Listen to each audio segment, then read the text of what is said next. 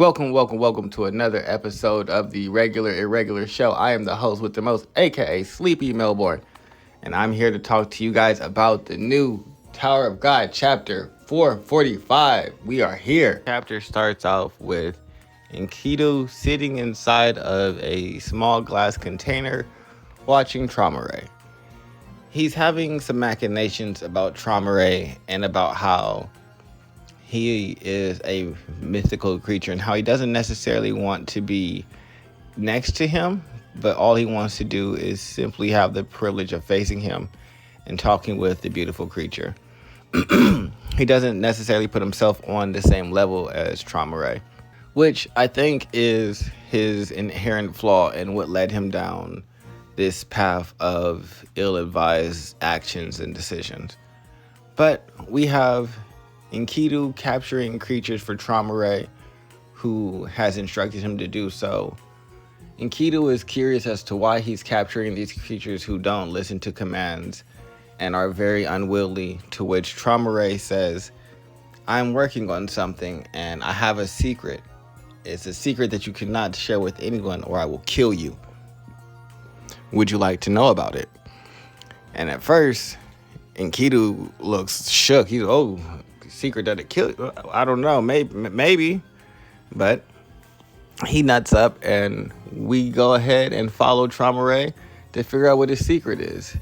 Traumerei takes him to a chamber where he has probably hundreds, if not thousands, of different species and creatures captured, and he lets Enkidu know that his ultimate goal is to create chimeras that are mixed with humans, so that way he can control all of the entities inside of the tower, so that way there will be no variations and no deviance. Because in his mind, it's people's ability to choose and have their own free will that is the issue. And so he wants to remove that and put everybody under his control. Causes Enkidu to feel a great sense of loss and sadness and pity for Traumerei. And mostly because he understands that this is out of Traumerei's desperation to end the loneliness that he feels that has come from the schism that happened between his group of friends and how now none of them really engage with each other. He wants to go back to that us that was before.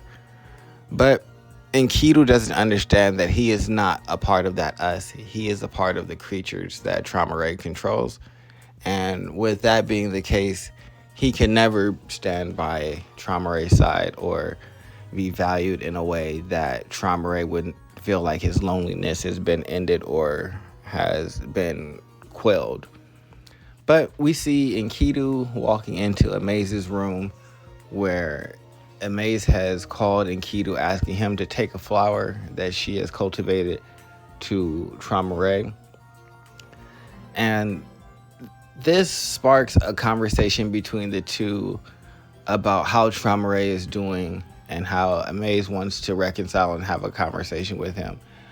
To which Enkidu does not agree. He's like, nah, but only in his mind. He doesn't say it out loud. He's like, but let me show you something before you go and have your conversation with Traumerei. I think that there's something that you need to know and that you can get over and come together, but I think you should know the truth first. And that truth is him revealing Traumerei's secret and breaking his promise. And that day is the day that Amaze decides that she can no longer stand by Traumerei's side, because what he's doing is an abomination that is against what I guess they kind of stand for as the initial climbers of the tower, their freedom, their right to choose, their ability to walk any path that they wanted to. And Enkidu doesn't understand that because they're all equal in that way, they have the rights to choose what they want to do. And so Amaze seeing this and making the decision that she wanted to leave is something that Enkidu could never understand. He couldn't even comprehend the fact that she would make such a decision. And that is what caused the crazy rage and outlandishness that ended up with Amaze's death and Traumerei removing those memories and sealing Enkidu Even knowing his secret, Traumerei would never allow Enkidu to stand by him because he is also just a creature that he can control. And so he was never going to be someone that Traumerei really looked at. But we get to see Bam and Enkidu going back and forth in combat again. Enkidu is trying his hardest right now in the beginning of the fight to stand up to Bam. Bam is doing a lot more damage to Enkidu in this form, and also basically having a philosophical clash about how his selfishness and desire to monopolize in Traumerei isn't a desire for friendship, it's a desire for ownership. And he, like Traumerei, wants to just control the situation and not necessarily have friends that he supports and is willing to allow them to make the decisions that they want him to make. They want to make, regardless of how that affects them or how that makes them feel. Not necessarily how it affects them, because I don't think that they're making decisions that directly affect one another. But Enkidu definitely would have felt a way if Traumerei and Amaze got back together. However, this revelation of them not ever being friends causes Traumerei to go into a rage and pull out a giant red sword. Yeah, it's like a blade. And he uses that to attack Bam, and it's a lot more powerful than his initial attacks.